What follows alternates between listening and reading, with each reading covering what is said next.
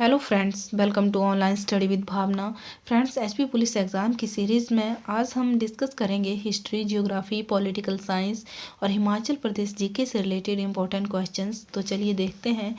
सबसे पहले है अजंता और एलोरा की गुफाएं कहाँ स्थित हैं। महाराष्ट्र औरंगाबाद में स्थित है अजंता और एलोरा की गुफाएं। जो अजंता की गुफाएं हैं उन पे की गई नक्काशी जो है वो बौद्ध धर्म से जुड़ी हैं, जबकि जो एलोरा की गुफाएं हैं उन पे की गई नक्काशी 3 धर्मों से जुड़ी हुई है, बौद्ध, जैन और हिंदू। अगर बात करूं मैं कि इनका निर्माण किसने करवाया, तो एलोरा की गुफाओं का निर्माण राष्ट्रकूट वंश के शासकों ने करवाया और अजंता की गुफाओं का निर्माण जो है वो बाकाटक राजाओं के संरक्षण में बौद्ध भिक्षुओं द्वारा किया गया। बात करें हम पुरी उड़ीसा की, तो प्रसिद्ध कोणार्क मंदिर जो है वो पूरी उड़ीसा में है और इसका निर्माण किसने करवाया था? नरसिंह देव प्रथम ने। नरसिंह देव प्रथम ने मोस्ट इम्पॉर्टेंट है, बहुत बार पूछा गया है एग्ज़ाम में, बहुत सारे कॉम्पिटिटिव एग्ज़ाम में कि जो कोणार्क मंदिर है उसका निर्माण किसने करवाया था? नरसिंह देव प्रथम ने इसका निर्माण करवाया था। जगन्नाथ मंदिर कहाँ है? जगन्नाथ मंदिर भी पूरी उड़ीसा में है और गंगा देव ने इसका निर्माण करवाया था। और पूछा जाए कोणार्क मंदिर कौन सी शैली में बना है, तो नागर शैली में बना है कोणार्क मंदिर। बात करें हम चेन्नई तमिलनाडु की, तो प्रसिद्ध कांचीपुरम मंदिर जो है वो चेन्नई तमिलनाडु में है और महाराष्ट्र मुंबई में है प्रिंस ऑफ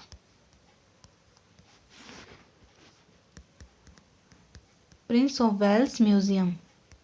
जॉर्ज पंचम ने इसका निर्माण करवाया था, प्रिंस ऑफ वेल्स म्यूजियम का। और गेटवे ऑफ इंडिया की अगर हम बात करें तो गेटवे ऑफ इंडिया भी कहाँ है? मुंबई, महाराष्ट्र में है।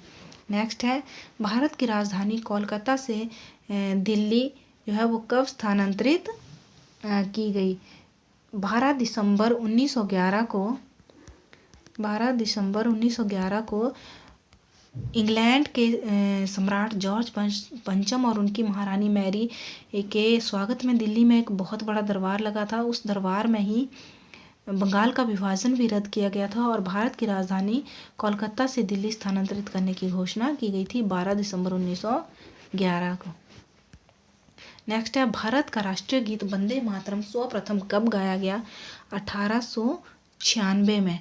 1896 में 28 दिसंबर 1896 में सर्वप्रथम भारत का राष्ट्रीय गीत वंदे मातरम गाया गया। और राष्ट्रीय गान की बात करें हम तो 27 दिसंबर 1911 को राष्ट्रीय गान जो है वो सर्वप्रथम गाया गया। संविधान सभा ने कब इसको अधिग्रहित किया, कब इसको अपनाया वंदे मातरम को?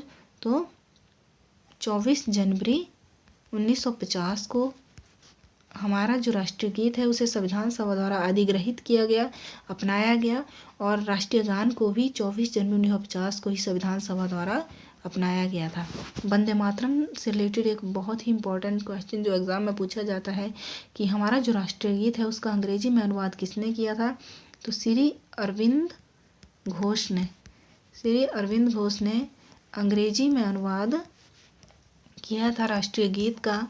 कहाँ से लिया गया है हमारा राष्ट्रीय गीत वंदे मातरम? बंकिम चंद्र चटर्जी द्वारा लिखित। बंकिम चंद्र चटर्जी ने 1882 में एक उपन्यास लिखा था आनंद मठ, उसमें से लिया गया है हमारा राष्ट्रीय गीत वंदे मातरम। ओके, नेक्स्ट है मुस्लिम लीग की स्थापना किस वर्ष हुई? अगर पूछा जाए कि वंदे मातरम जो है वो कब कहाँ गाया गया था प्रथम बार, तो कांग्रेस का अधिवेशन हुआ था कोलकाता में, उसमें गाया गया था प्रथम बार। मुस्लिम लीग की स्थापना किस वर्ष हुई? 1906 ईस्वी में हुई थी।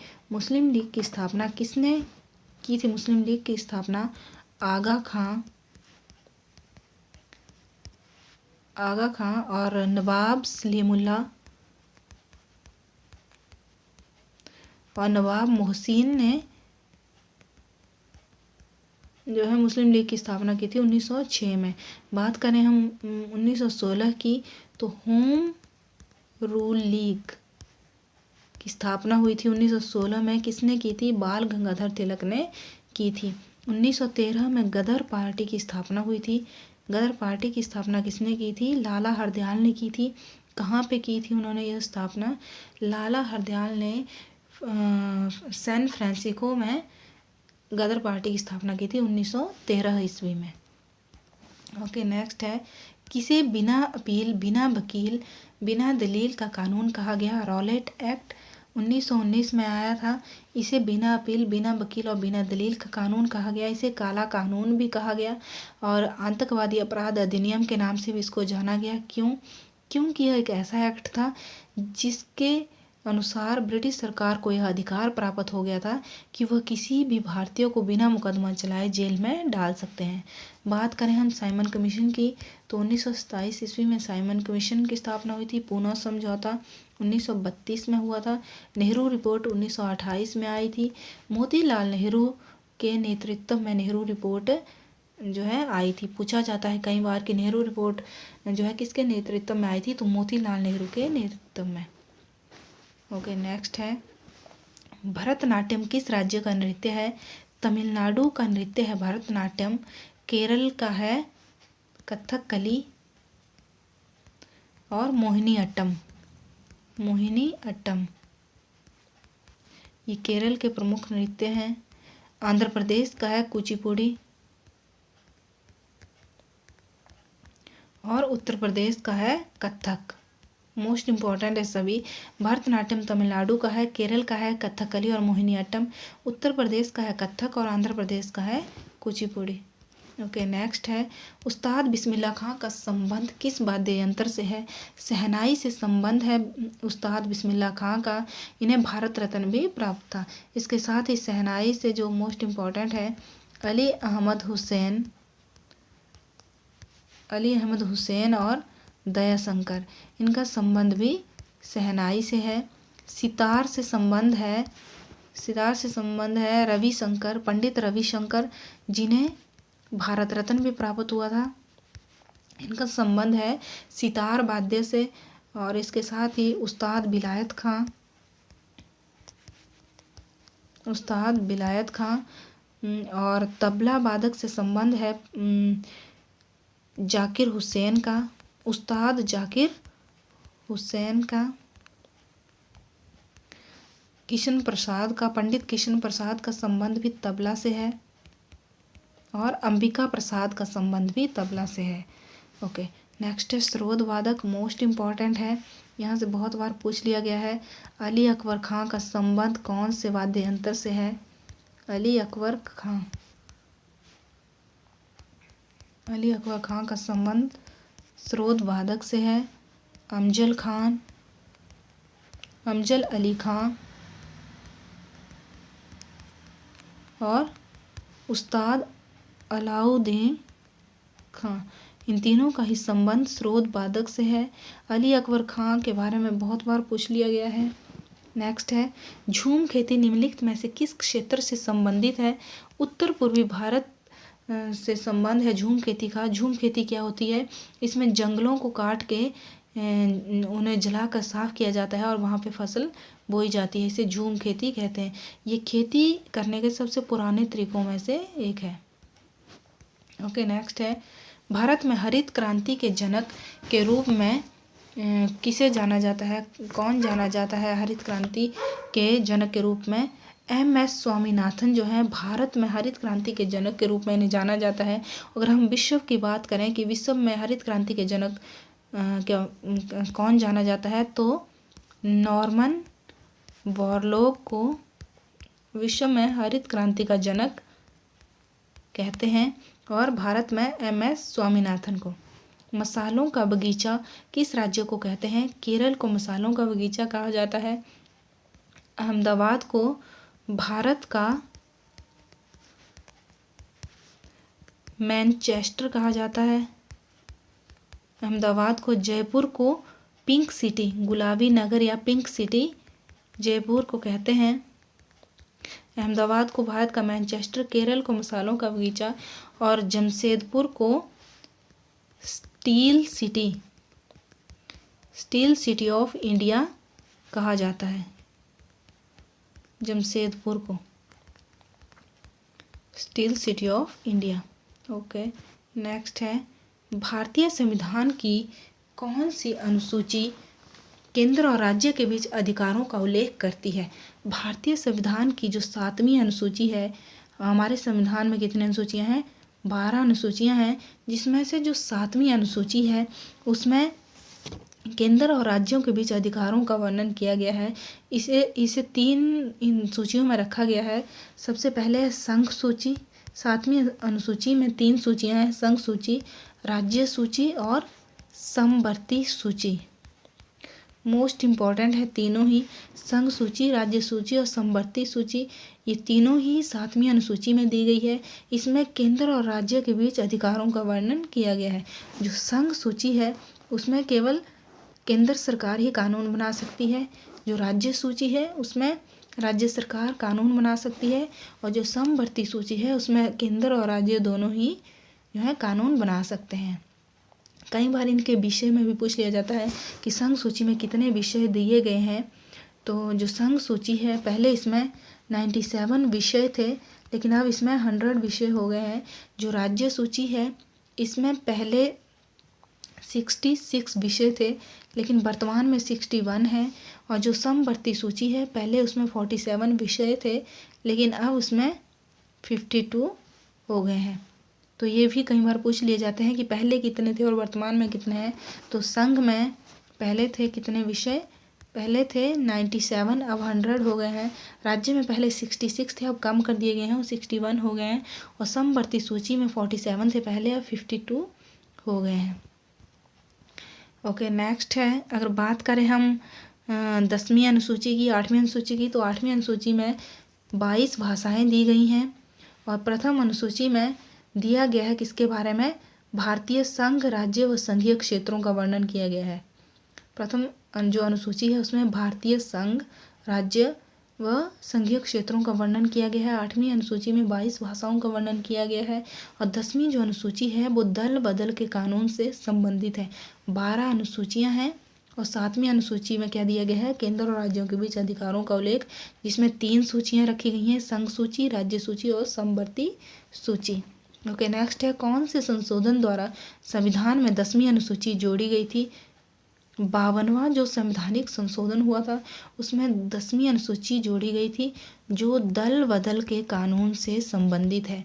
कई बार ऐसा भी पूछ लिया जाता है कि दल बदल के कानून से संबंधित कौन सी अनुसूची है? तो 10वीं अनुसूची जो है वो दल बदल के कानून से संबंधित है। इसमें दल बदल पर कानूनी रोक लगाने के उद्देश्य से यह संशोधन आया था, इस अनुसूची को जोड़ा गया है। अगर हम बात करें 61वां संवैधानिक संशोधन कब आया था? 1989 में। इसमें क्या हुआ था? जो मताधिकार की आयु है, जो वोट डालने की आयु है, वो 21 से घटाकर 18 कर दी गई। कई बार ऐसे भी पूछा जाता है एग्ज़ाम में कि वह कौन सा संशोधन है जिसमें मताधिकार की आयु 21 से घटाकर 18 कर दी गई? तो वो था 61वां संवैधानिक संशोधन, 1989 में आया था। बात करें हम अगर पहले संशोधन की, तो पहला संशोधन हुआ था 1951 में। और इसमें जो 9वीं अनुसूची, जो 12 अनुसूचियां हैं उनमें से जो 9वीं अनुसूची थी वो इस संशोधन के द्वारा ही संविधान में जोड़ी गई थी। और अगर बात करें हम 36वें संवैधानिक संशोधन की, तो 36वें संवैधानिक संशोधन में जो सिक्किम राज्य है, सिक्किम, उसको भारत का 22वां राज्य बनाया गया था इस संशोधन के द्वारा। ओके, नेक्स्ट है, भारत राज्यों का संघ है किस अनुच्छेद में दिया गया है? भारत राज्यों का संघ है, यह किस अनुच्छेद में दिया गया है? यह दिया गया है अनुच्छेद 1 में। अनुच्छेद 1 में दिया गया है कि जो भारत है वह राज्यों का संघ है। अनुच्छेद 110 की बात हम करें तो मनी बिल, धन विधेयक से संबंधित है, अनुच्छेद 110। बात करें हम अगर अनुच्छेद 68 की, तो अनुच्छेद 68 जो है वो संसद को संविधान के किसी भी भाग में संशोधन करने का अधिकार देता है। इस तरह से भी पूछ लिया जाता है कई बार कि संसद का संविधान का वह कौन सा अनुच्छेद है जो संसद को संशोधन करने का अधिकार देता है? तो अनुच्छेद जो है 368 संसद को संविधान में संशोधन करने का अधिकार देता है। अनुच्छेद 315 जो है वो लोक सेवा आयोग से संबंधित है, लोक सेवा आयोग से। ओके, नेक्स्ट है, संपत्ति का अधिकार मौलिक अधिकारों के अध्याय से कब निष्कासित किया गया? जो संपत्ति का अधिकार है वो 1978 में 44वां संवैधानिक संशोधन हुआ था। उसमें मौलिक अधिकारों की सूची से हटाकर उसे कानूनी अधिकारों की सूची में डाला गया। अब जो है संपत्ति का अधिकार मौलिक अधिकार न रहकर कानूनी अधिकार बन गया है। कब से बना? 1978 में 44वां संवैधानिक संशोधन हुआ था। 1976 में 42वां संवैधानिक संशोधन हुआ है, जिसको लघु संविधान भी कहते हैं। कई बार पूछ लिया जाता है कि लघु संविधान किसे कहा जाता है। तो 1976 में 42वां संवैधानिक संशोधन हुआ था, उसे लघु संविधान का नाम दिया गया है। क्यों? क्योंकि उस संशोधन से बहुत सारी चीज़ें जो हैं हमारे संविधान में जोड़ी गई थी। जैसे जो मोस्ट इम्पॉर्टेंट है धर्मनिरपेक्ष, समाजवाद और अखंडता शब्द। समाजवाद और अखंडता शब्द जो हैं ये कब जोड़े गए थे? ये इसी संशोधन में, जो 42वां संवैधानिक संशोधन हुआ था।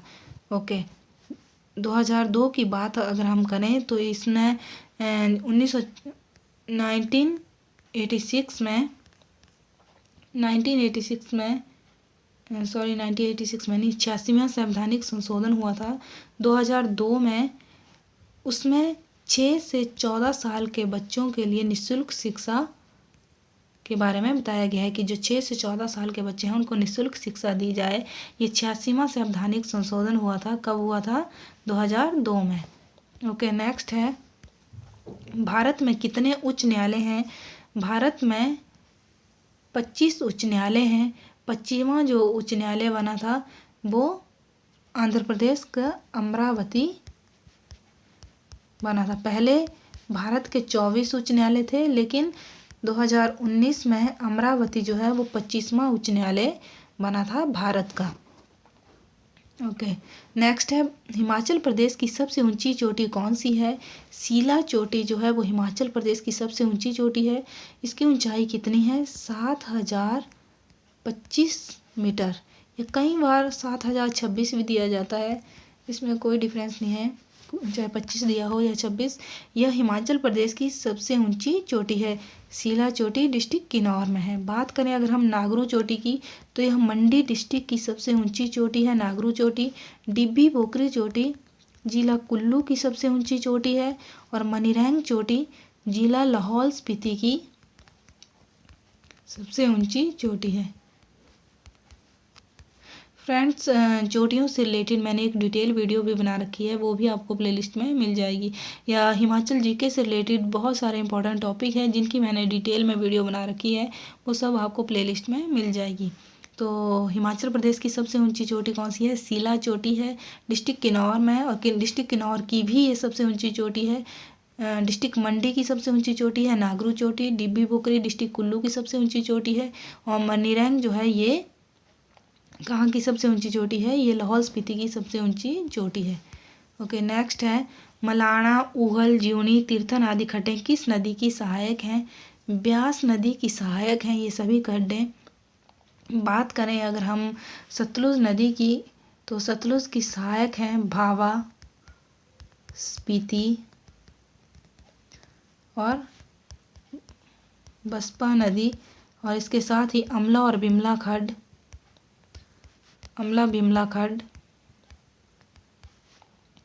और रोपा खड्ड, ये सभी जो हैं ये सतलुज नदी की सहायक हैं। भावा, स्पीति, बसपा नदियाँ, अमला बिमला खड्ड और रोपा खड्ड ये सतलुज नदी की सहायक हैं। यमुना की सहायक हैं गिरी, टॉन्स, पब्बर, ये यमुना की सहायक हैं।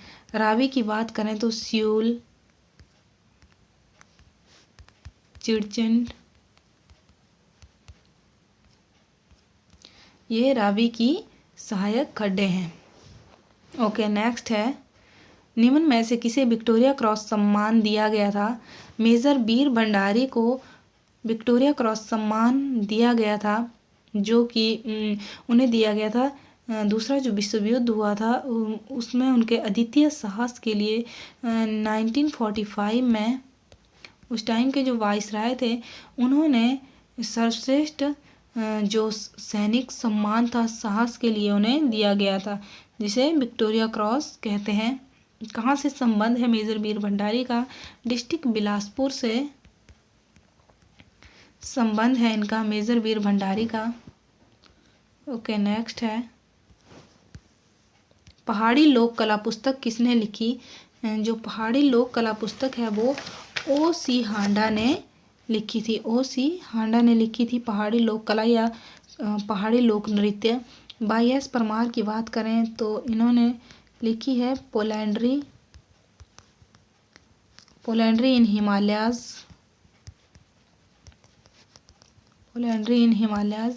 और M.S. रंधावा की अगर बात करूं मैं, कांगड़ा पेंटिंग्स मोस्ट इम्पॉर्टेंट है। Kangra paintings M.S. रंधावा ने लिखी है, ये बहुत बार रिपीट भी हुई है एग्जाम में। अक्षर सिंह की अगर बात करें हम तो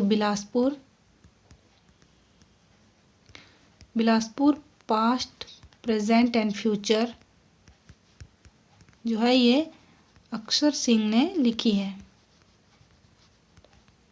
ओके, नेक्स्ट है कुफरी चंद्रमुखी, कुफरी अलंकार और कुफरी ज्योति किसमें हैं? ये सब किसमें हैं? आलू की। कुफरी चंद्रमुखी और कुफरी अलंकार, कुफरी ज्योति ये आलू की किस्में हैं। इसके साथ ही कुफरी हिमसोना भी आलू की ही किस्म है। अगर बात करें हम गेहूं की तो कल्याण सोना और सोनालिका। इसके साथ ही R221 ये सभी जो हैं ये गेहूं की किस्में हैं। अगर बात करें हम टमाटर की तो सोलन लालिमा जो है ये टमाटर की किस्म है, सोलन लालिमा।